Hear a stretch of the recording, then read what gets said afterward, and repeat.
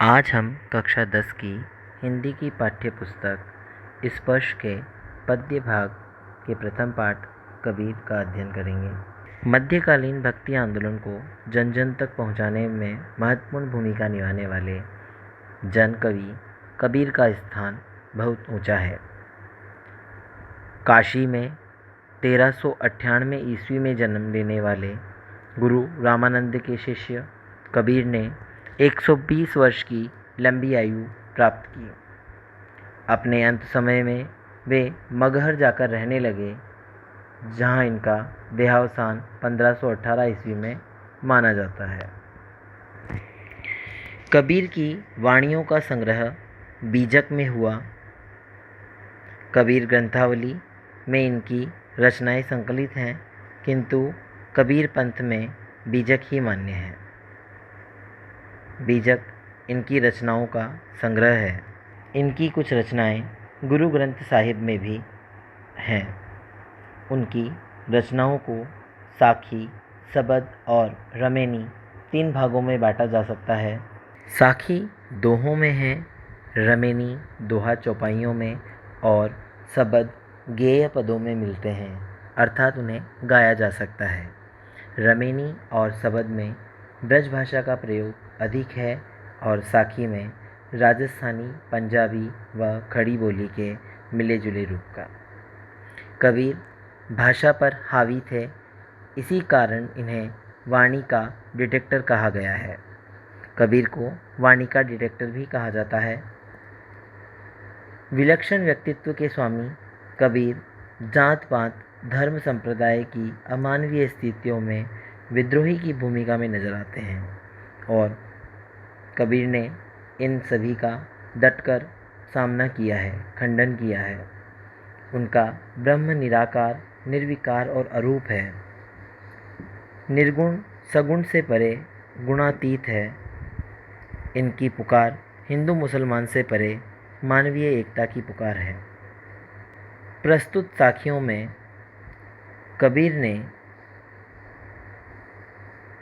मीठी वाणी का प्रभाव, अपने भीतर ही ईश्वर की मौजूदगी, ईश्वर प्राप्ति के लिए अहंकार से मुक्ति, ब्रह्मचार्य से परे जाकर ही राम से भेंट की संभावना, वियोग के अनुभव का महत्व, निंदक की महत्वता, प्रभु प्रेम का प्रभाव, भक्ति की दृढ़ता, आत्मज्ञान, प्राप्त संत की संगति के महत्व को चित्रित किया है। यहाँ कुछ साखियाँ दी गई हैं। साखी शब्द संस्कृत के साक्षी शब्द का तद्भव रूप है, जिसका अर्थ होता है प्रमाण या गवाह। आइए हम इन साखियों का अर्थ समझें।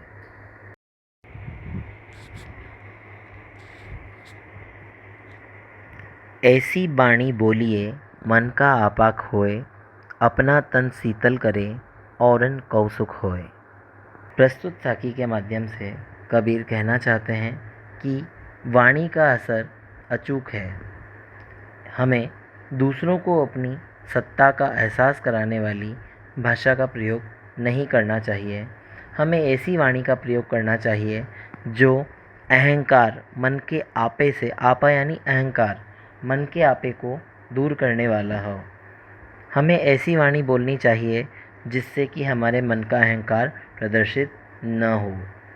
ऐसी भाषा दूसरों को तो सुख देती ही है, स्वयं को भी अच्छी लगती है। कस्तूरी कुंडली बसे, मृग ढूंढे बन माही, ऐसे घटी घटी राम हैं, दुनिया देखे नाही। कवि कहते हैं कि विशेष प्रजाति के हिरण की नाभि में कस्तूरी होती है, किंतु वह उसे बाहर वन वन खोजता फिरता है। ऐसी ही स्थिति मनुष्य की भी है। ईश्वर हम सबके भीतर आत्मा के रूप में विद्यमान है। परमात्मा हम सभी के भीतर है, फिर भी हम उसे मंदिर, मस्जिद, गुरुद्वारे, गिरजाघर आदि में खोजते फिरते हैं, तीर्थों और वनों में उसे ढूंढते फिरते हैं। कवि कहना चाहते हैं कि हमें ईश्वर को अपने अंदर ही देखना चाहिए। जब मैं था तब हरि नहीं, अब हरि है मैं नाही। सब अंधियारा मिट गया, जब दीपक देखा माही।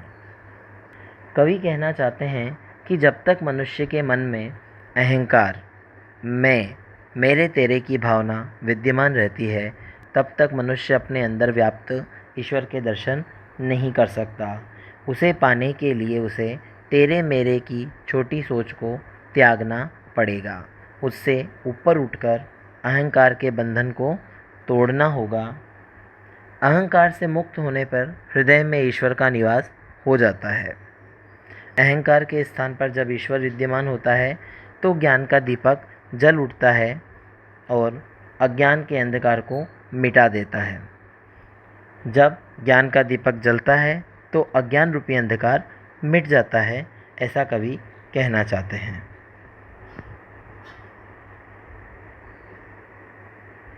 सुखिया सब संसार है, खाए अरु सोए, दुखिया दास कबीर है, जागे अरु रोए। प्रस्तुत साखी के माध्यम से कबीर कहते हैं, सारा संसार खाने पीने और जी भर सो लेने की सुविधा पाकर परम सुख का अनुभव करता है। संसार यह नहीं जानता कि यह सुख केवल क्षणिक सुख है, जो मोह और अज्ञान के कारण उत्पन्न हुआ है।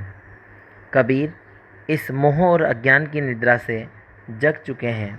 कबीर कहते हैं कि मैं इस मोह और अज्ञान की निद्रा से जाग चुका हूँ। मुझे ज्ञान हो गया है कि इस माया रूपी संसार में आकर मैं अपने प्रभु से दूर हो गया हूँ। अतः कबीर वियोग में आंसू बहाते हैं। उनसे मिलने की तड़प उन्हें व्याकुल करती है। ईश्वर से मिलने की तड़प कबीर को व्याकुल बनाए रखती है। इसीलिए वह संसार को सुखी और खुद को दुखी बताते हैं। विरह भुवंगम तन बसे, मंत्र न लागे कोय, राम वियोगी ना जीवे, जीवे तो बोरा होए। प्रस्तुत साखी के माध्यम से कबीर कहते हैं कि जब भक्त के शरीर में राम का बिछोह, राम का वियोग सर्प बनकर निवास करने लगता है, सांप बनकर निवास करने लगता है, तो वह इस भौतिक शरीर को अपने विष से मार डालता है। सपेरे सांपों को मंत्र से अपने वश में कर लेते हैं, किंतु यह वियोगी रूपी सर्प किसी भी मंत्र से वश में नहीं आता। किंतु इस वियोगी रूपी सर्प को किसी भी मंत्र द्वारा वश में नहीं किया जा सकता। इस सर्प का विष धीरे धीरे हमारे शरीर को मार देता है, यानी कि वियोग रूपी सर्प हमारे शरीर को अंदर ही अंदर घोंटता रहता है और हमारे शरीर को कमज़ोर बनाता रहता है। इस प्रकार राम के जिस भक्त में राम से मिलने की सच्ची तड़प पैदा हो जाती है, वह सांसारिक जीवन को नहीं जी पाता, और यदि जीता भी है तो सारा ध्यान उसी परमात्मा में लगा रहता है। वह सांसारिक जनों के बीच में पागल कहलाता है, अर्थात दुनिया उसे पागल कहती है। निंदक नेड़ा राखिए, आंगनी कुटी बंधाई, बिन साबण पानी बिना, निर्मल करे सुभाए। प्रस्तुत साखी के माध्यम से कवि कहते हैं कि प्राय लोग अपनी निंदा पसंद नहीं करते। लोगों को अच्छा नहीं लगता कि कोई उनकी निंदा करे। वे निंदक को अपना शत्रु समझते हैं। लेकिन कबीर का मानना है कि निंदक शत्रु नहीं बल्कि मित्र है, क्योंकि वह बिना साबुन बिना पानी के हमारे दोषों को धो डालता है। निंदक हमारी कमियों को खोजकर उन्हें बढ़ा चढ़ाकर कहता है, और इस प्रकार वह उन कमियों की और ध्यान दिलाकर हमें मौका देता है ताकि हम अपने व्यक्तित्व से उन कमियों को दूर कर सकें। अर्थात कवि कहना चाहते हैं कि निंदक को हमेशा अपने समीप रखना चाहिए ताकि हम अपनी गलतियों को दूर कर सकें। पोथी पड़ी पड़ी जग मुआ, पंडित भया न कोई, एके अक्षर पीयु का, पढ़े सु पंडित हुई। कबीर कहते हैं कि पुस्तकें पढ़ते पढ़ते न जाने कितने लोग काल कलवित हो गए, कितने ही लोगों की मृत्यु हो गई, किंतु कोई भी ज्ञानी नहीं बन सका। जिसने उस ईश्वर, उस प्रियतम राम का एक अक्षर पढ़ लिया, यानी राम के प्रति प्रेम का निजी अनुभव कर लिया, वही ज्ञानी हो गया। अर्थात कबीर के अनुसार ज्ञानी बनने के लिए ईश्वर प्रेम काफ़ी है।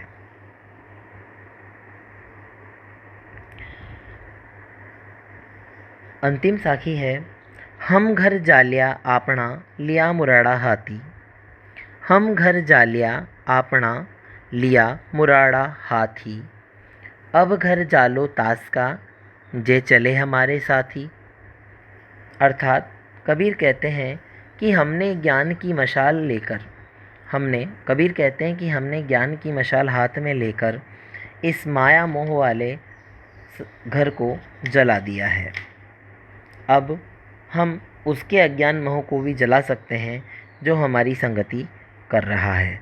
अर्थात सच्चा आत्मज्ञानी व्यक्ति दूसरों को भी आत्मज्ञान करा देता है। प्रस्तुत साखी में अपने ज्ञान से समाज को प्रज्वलित करने की बात की गई है। ज्ञान रूपी मशाल द्वारा हमने अपने अज्ञान का तो नाश कर ही दिया है, अब हम उनके अज्ञान को भी दूर करने चलें जो हमारे साथ हैं